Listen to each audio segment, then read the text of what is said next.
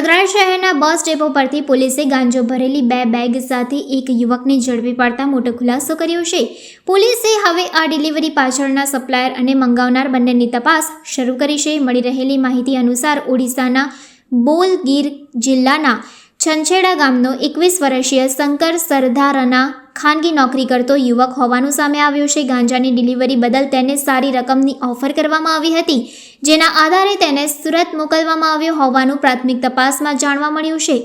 શંકર સુરતના મોસાલી ગામ જવા માટે વડોદરા બસ ડેપો પર બસની રાહ જોઈ રહ્યો હતો, ત્યારે સયાજીગંજ પોલીસની ટીમે તેની તપાસ કરી તેની 2 બેગમાંથી કુલ 8 કિલો 196 ગ્રામ જેટલો ગાંજો, જેની કુલ કિંમત ₹83,000નો મળી આવ્યો હતો। તપાસ દરમિયાન પીઆઈ ZN ધાસુરાએ ખુલાસો કર્યો કે આ ગાંજો સુબ્રતાનાગ નામના વ્યક્તિએ સુરત મોકલવા આપ્યો હતો અને મોસાલી ગામના મોહમ્મદ અકરમ યાકુબભાઈ મલેકને ડિલિવરી આપવાની હતી। બંનેને હાલમાં વોન્ટેડ જાહેર કરવામાં આવ્યા છે।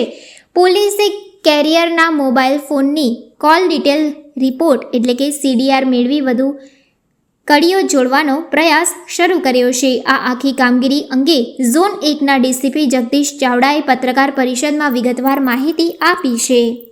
વડોદરા શહેરને નશીલા પદાર્થોથી મુક્ત કરવાના ભાગરૂપે મહેરબાન પોલીસ કમિશનર કુમાર સર, સંયુક્ત પોલીસ કમિશનર મીના પાટીલ મેડમના સીધા માર્ગદર્શન અને સુપરવિઝન હેઠળ NDPSના વધુમાં વધુ કેસ કરવા સબબ સયાજીગંજ પોલીસ સ્ટેશનના સ્ટાફ અને એમની ટીમ દ્વારા એમને ગુપ્ત બાતમી મળેલ એ સેન્ટ્રલ ડેપો સયાજીગંજ ખાતે એક આરોપી નામે શંકર સરદાર રાણા રહે છંછડા કરમતલા સાંઈતલા ઓરિસ્સાથી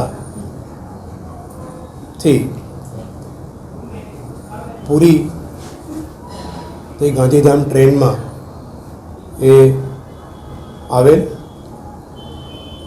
એમની મુસાફરી દરમિયાન સુરત રેલવે સ્ટેશન ઉપર પોલીસની પ્રેઝન્સને વધારે હાજરીને જણાઈ આવતા તેઓ ત્યાં ન ઉતરી અને વડોદરા રેલવે સ્ટેશન ઉપર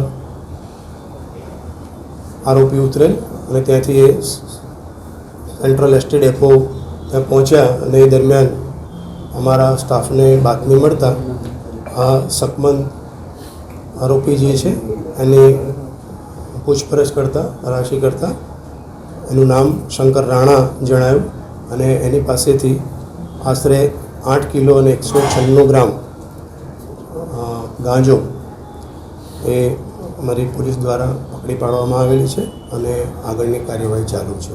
આપવાનો હતો ત્યાં સુધી આપણી પોલીસ પહોંચી? અત્યારે અમને જે પૂછપરછ દરમિયાન જે માહિતી મળેલી છે એમાં ત્યાંના જ ઓરિસ્સાના જ એક વ્યક્તિ છે સુબ્રતા નાગ, એમની પાસેથી એમને મેળવી અને સુરત ગ્રામ્યમાં કોઈ ઈસમને એ આપવાના હતા। એ સંદર્ભે ઊંડાણપૂર્વકની તપાસ ચાલુ છે। એ તપાસ પૂર્ણ થયા પછી એ બાબતમાં જાહેર કરી શકાશે। સાહેબ, લાગે છે કે મુખ્ય આરોપી સુધી પહોંચાશે? કારણ કે દર વખતે આવા પહેલાં પકડાઈ જાય છે। એ ચોક્કસ આ બાબતમાં ઊંડાણપૂર્વક એની તપાસ થશે અને એના મૂળ સુધી પહોંચી અને એમાં વધારે મૂળ સુધી પહોંચી અને જે મૂળ આરોપી છે એના સુધી પહોંચવા માટે પોલીસ સંપૂર્ણ પ્રયત્ન કરશે અને એમાં ચોક્કસ સફળતા મળશે, આશા છે।